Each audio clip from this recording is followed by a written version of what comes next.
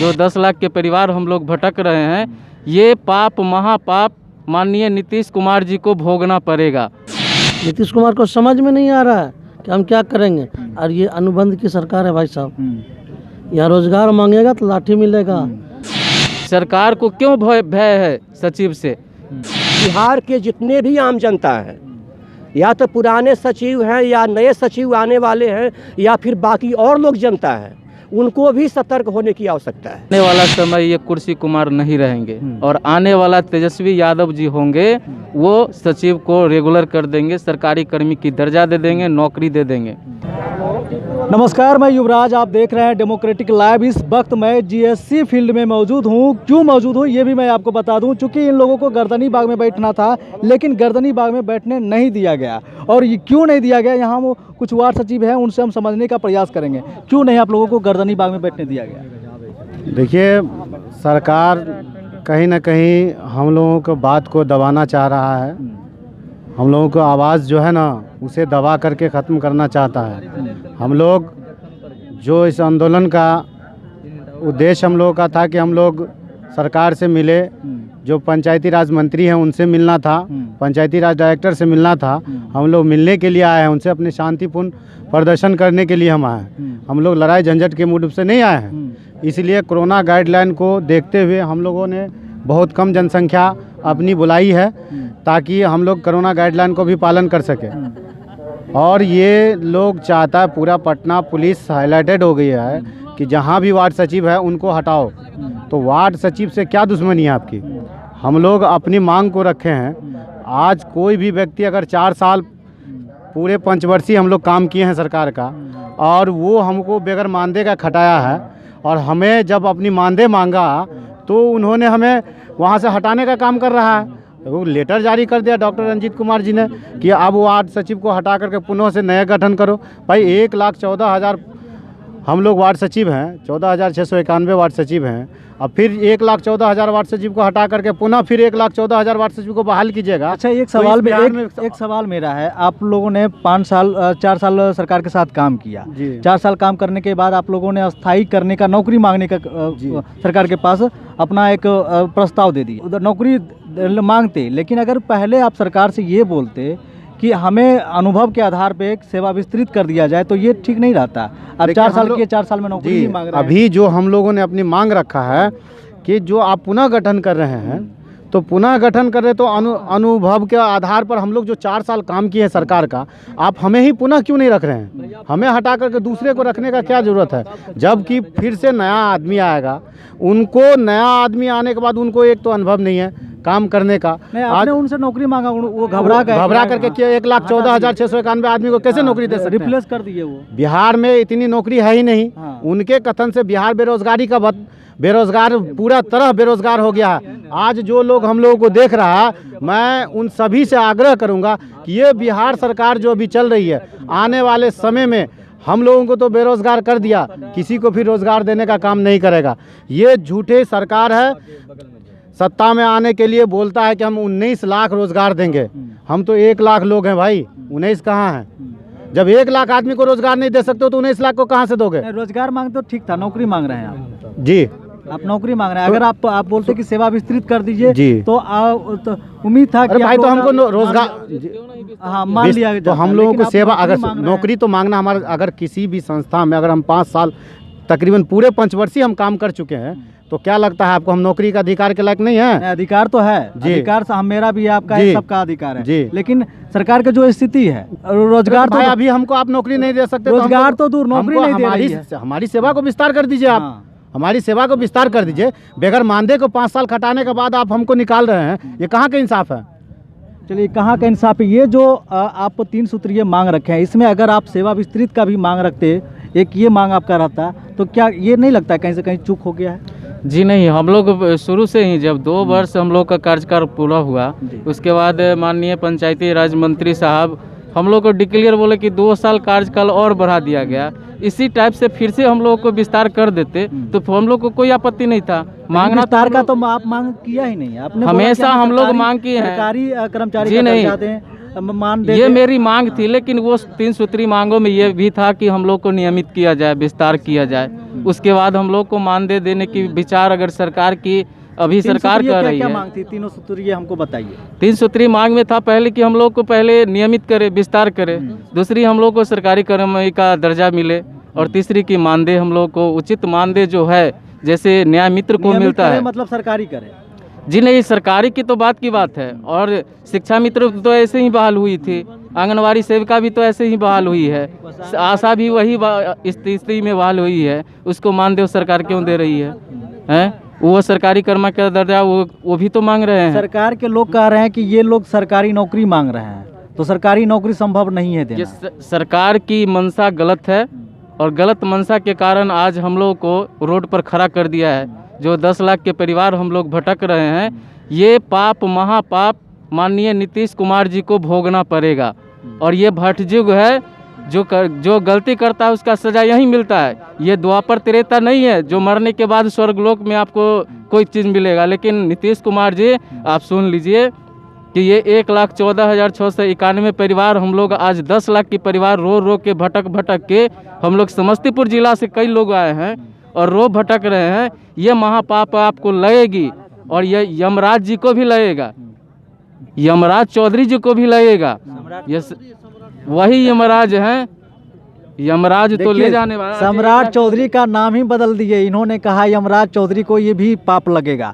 अब देखिए, जो सरकार की नीति है, सरकार की जवाबदेही होती है कि हम अपने जनता का ख्याल रखें, उनको सरकारी नौकरी दें, उनको रोज़गार दें। अगर नौकरी नहीं दे सकते हैं तो रोज़गार ज़रूर दें। तो इन लोगों ने अपने मांगों को लेकर आया, और मांगों को लेकर आया तो सरकार इतनी घबरा चुकी है कि जहां वार्ड सचिव देखते हैं वहां अपनी नीति है और इन लोगों को भगाया जाता है। अभी गर्दनी बाग आए थे, लेकिन गर्दनी बाग इनको नहीं बैठाया गया। उसके बाद ये लोग मैदान में आकर बैठ गए। क्यों नहीं बैठने दिया गया आप लोगों को गर्दनी बाग में? इसलिए नहीं बैठने दिया गया कि हम लोग इतनी बड़ी संख्या में है, सरकार हम लोग को कुछ देने लायक है ही नहीं, रह नहीं गई है। क्योंकि एक शराबबंदी जो किया है, सरकार का कोष खाली है। नीतीश कुमार को समझ में नहीं आ रहा है कि हम क्या करेंगे। और ये अनुबंध की सरकार है भाई साहब। यहाँ रोजगार मांगेगा तो लाठी मिलेगा, वाटर कैनन मिलेगा, आंसू गैस के गोले मिलेंगे। ये सरकार भ्रष्ट हो चुकी है। अगर आपको कहीं बैठा दिया जाएगा ना एक जगह पे, तो थोड़ा देर मतलब 1 घंटा के लिए बैठेगा, तब तक आप काम कीजिएगा बढ़िया से। 2 घंटा जब बैठा दिया जाएगा तो आपको नींद आने लगेगा। वही नींद आ रही है नीतीश कुमार को। 3 टर्म जो हो गया ना, उसको नींद आने लगी है, और चोर दरवाजे से आई है, ईमानदारी पूर्वक नहीं है। क्योंकि विधानसभा चुनाव में भी हम लोग देख रहे थे, मीडिया वाले बता रहे थे दरवाजा और सही दरवाजा क्या होता है, थोड़ा ये बताइए। चोर दरवाजे या गलत मत, हम जो मतदान किए उसका गलत फायदा उठा करके वो नीतीश कुमार कुर्सी पे आए ना। बोले तो 19 लाख रोजगार देंगे, कहाँ दिए 19 लाख रोजगार? देखिए, चोर दरवाजा जो विपक्ष के लोग हैं वो हमेशा बोला करते हैं, चोर दरवाजा एमएलसी जो होता है, एमएलसी को बोला जाता है चोर दरवाजा, क्योंकि जनता के द्वारा चुने हुए प्रतिनिधि के द्वारा चुने जाते हैं एमएलसी। तो मुख्यमंत्री, माननीय मुख्यमंत्री जी एमएलसी हैं, इसलिए चोर दरवाजा बोला जाता है, चोर दरवाजा की सरकार बोला जाता है। तो वही बात ये भी बोल रहे हैं कि नीतीश कुमार चुनाव नहीं लड़े हैं, नीतीश कुमार की पार्टी चुनाव लड़ी है, विधानसभा में खड़े हुए हैं, वो एमएलसी हैं, एमएलसी से मुख्यमंत्री बने, इसलिए चोर दरवाजा बोल रहे हैं। आपसे हम समझने की कोशिश करेंगे कि आप लोग वो ऐलान किया था महाआंदोलन का, 24 तारीख का ऐलान किया था, 24 तारीख का लेटर भी आप सरकार को दे दिए कि हम आ रहे हैं, 24 तारीख को हम धरना देंगे, लेकिन आप लोगों को बैठने नहीं दिया गया। क्यों नहीं बैठने दिया गया, थोड़ा बताइए। ये लोग चाहते हैं जब ज़्यादा भीड़ हो, और भीड़ होने के बाद वो चाहते हैं कि मतलब भीड़ होने से मतलब सरकार पे प्रभाव पड़ेगा। और नीतीश कुमार जी चाह रहे हैं कि इस बेरोजगार, नौकरी उनके पास नहीं है, तो नौकरी नहीं है तो कोई प्रकार के बैंक से लोन करवाए, सब सचिव को 10 लाख 20 लाख लोन करवाए, उससे बिजनेस कर लेगा। नौकरी, सचिव का नौकरी देने से उनको नहीं है, सक्षम है, तो लोन करवाए, बिजनेस करवाए सबको। सही पॉइंट बोले हैं। देखिए, ये सरकार के बारे में जो बोले हैं कि सरकार के पास अगर नौकरी नहीं है तो रोजगार ही दे। चूँकि जब विधानसभा का चुनाव हो रहा था तो उन्होंने कहा था कि 19 लाख लोगों को हम रोजगार देंगे, और तेजस्वी कहा था कि 10 लाख लोगों को हम नौकरी देंगे। तो लेकिन तेजस्वी का सरकार नहीं बनी और एनडीए की सरकार बन गई। ना 19 लाख लोगों को रोजगार मिला, ना तो 10 लाख लोगों की नौकरी मिली। दोनों तरफ से चले गए। हम भी बिहार के युवा हैं, हमें भी नौकरी नहीं मिली, हमें भी लालसा है कि हमें भी नौकरी या रोजगार मिले, लेकिन मुझे भी नहीं मिली। मेरी भी सवाल है सरकार से और इन लोगों की भी सवाल है सरकार से। अब देखिए सरकार की नीति हम बताते हैं। सरकार एक पत्र निकाली कि जब तक कोरोना रहेगा तब तक कोई भी वार्ड सभा या पंचायत सभा नहीं की जाएगी और ना तो वार्ड सचिव का चयन किया जाएगा। लेकिन कोरोना के यार में कई पंचायत में, कई जिले में वार्ड सचिवों का चयन हो रहा है, पंचायत सभाएं की जा रही है। ये सरकार जो है मतलब कोरोना के यार में लगातार वार्ड सचिवों के साथ लुका छुपी का खेल खेल रही है। आप आ जाइए इधर थोड़ा सा, आपसे बात करेंगे। ये सरकार जिस तरीके से वार्ड सचिवों से घबरा गई है, कब तक आप सरकार से लड़ेंगे अपनी मांगों को लेकर? हम लोग का जब तक मांग पूरी नहीं होती है तब तक हम लोग लड़ते रहेंगे। चाहे आप देख लीजिए कि एक तरफ नीतीश कुमार जी ट्वीट करके लिखते हैं कि जो जैसे गाइडलाइन थी प्रोटोकॉल कोरोना की वैसे ही 6 फरवरी तक रहेगी। तो फिर आम सभा वार्ड सभा पे ये दूसरे आप ही के तो पंचायती राज मंत्री के डायरेक्टर साहब हैं, वो क्यों चिट्ठी निकाल रहे हैं कि वार्ड सभा करके और सचिव को चुनिए? क्यों सचिव से आप घबरा दिए हैं? क्या आपको सचिव क्या कर दिया है? सरकार को क्यों भय है सचिव से? जब और कई जगह जो वार्ड सचिवों का चयन हो रहा है तो पुराने सब वार्ड सचिव जो हैं वो उसका विरोध में उतर जाते हैं। जब विरोध में उतरते हैं तो लड़ाई झगड़ा हो जाता है, माथा फुटौल हो जाता है, पैर हाथ सब टूट जाता है। इसका जिम्मेदार कौन? इसकी जिम्मेदारी तो सरकार है, खुद सरकार है। और हम तो मीडिया बंधु से सभी मीडिया बंधु से कहते हैं कि ये चीज़ को कम से कम उठाइए। सरकार एक तरफ नियम बनाती है और एक तरफ उन्हीं का IAS डॉक्टर रंजीत कुमार सिंह उसका उल्लंघन करते हैं। तो फिर आम जनता कहाँ जाएगी? हम लोग कहाँ जाएंगे? जब आप हमको हटा रहे हैं और वार्ड सभा करके फिर से चुनाव करवा रहे हैं तो ये पद को हटा दीजिए, हम लोग को सेटिस्फाइड हो जाएगा। पद को ही हटा दीजिए ताकि हम लोग डिमांड नहीं करेंगे। जब मेरी ये पद की गरिमा है और ज़रूरत आपको है तो हम लोग को अनुभव के आधार पर रखिए। हम लोग जैसे हैं विस्तार कीजिए कार्यकाल। अगर वैसे कि 2 साल पहले कार्यकाल विस्तार किए वैसे ही हम लोग को कर देते, फिर हम लोग धरना प्रदर्शन करने की क्या ज़रूरत है? देखिए बिहार के युवा हैं, 4 साल इनका बर्बाद कर दिया गया। दिल में दर्द तो है, 4 साल यूज किया गया और ना कोई मानदेय दिया गया, ना कोई मजदूरी दिया गया। उसके बाद सरकार से ये मांग करते हैं कि हमें अस्थायी किया जाए, हमें अनुभव के आधार पर हमें फिर से सेवा विस्तार कर दिया जाए, लेकिन उसको निगलेक्ट कर दिया जाता है और फिर से इसी पद के लिए नए वार्ड सचिवों का फिर से चयन किया जा रहा है। एक तरफ पत्र निकाला जाता है कि कोरोना गाइडलाइन का फॉलो किया जाए और कई जगह उसका उल्लंघन भी हो रहा है। उन्हीं के अधिकारी, उन्हीं के प्रशासन जो है चयन करवा रहे हैं, उन्हीं का जो सरकार का जो अंग है, मुखिया या सरपंच जो भी हैं, सभी पंचायत सभा करके वो वार्ड सचिवों का चयन कर रहे हैं। हाँ, आप क्या कुछ बोल रहे थे, बोलिए आप। सर हम बोलना ये चाह रहे हैं कि ये सरकार जो है सो सिर्फ ये 1.25 लाख वार्ड सचिवों के प्रति ही नहीं, जो हम लोग के साथ जो हो रहा है वो तो हो ही रहा है अन्याय। इसके साथ साथ ये कोरोना के यार में जिन आम जनता को जो वार्ड सचिव के नाम पर जो चुनाव किया जा रहा है, उनको ये वार्ड सचिव, वो जो नए वार्ड सचिव हैं, इनको भी सावधान होने की आवश्यकता है। क्योंकि जिस तरह से हम लोग को 4 साल खटवा करके और आज दर दर भटकने के लिए छोड़ा जा रहा है, यही प्रक्रिया उन लोगों के साथ भी किया जाएगा। उन लोगों के साथ भी ये कुछ काम करवा करके जो है ना, और फिर इन लोग को हटाया जाएगा। आज पुराने सचिव को हटाया जा रहा है, कल इनको भी हटाया जाएगा। इसलिए हम तो कहेंगे कि बिहार के जितने भी आम जनता हैं, या तो पुराने सचिव हैं या नए सचिव आने वाले हैं या फिर बाकी और लोग जनता है, उनको भी सतर्क होने की आवश्यकता है। वो इसलिए है कि यहाँ से ये आदेश जारी करते हैं। सतर्क का मतलब क्या? वो भी आप लोगों के साथ दें, यही ना? नहीं, जैसे आज हम लोग तो भटक रहे हैं, हम लोगों ने नौकरी छोड़ करके इसको ज्वाइन किया। सतर्क क्या मतलब? नहीं करें वार्ड सचिव का पद, वो नहीं स्वीकार करें, छोड़ दें? छोड़ना नहीं, हाँ वो लोग को छोड़ देना चाहिए, उनको छोड़ देना चाहिए, उनके झांसे में नहीं आए। क्योंकि ये सरकार सिर्फ अपना गद्दी बचाना जानती है और बढ़िया से जनता पर जादू करना जानती है।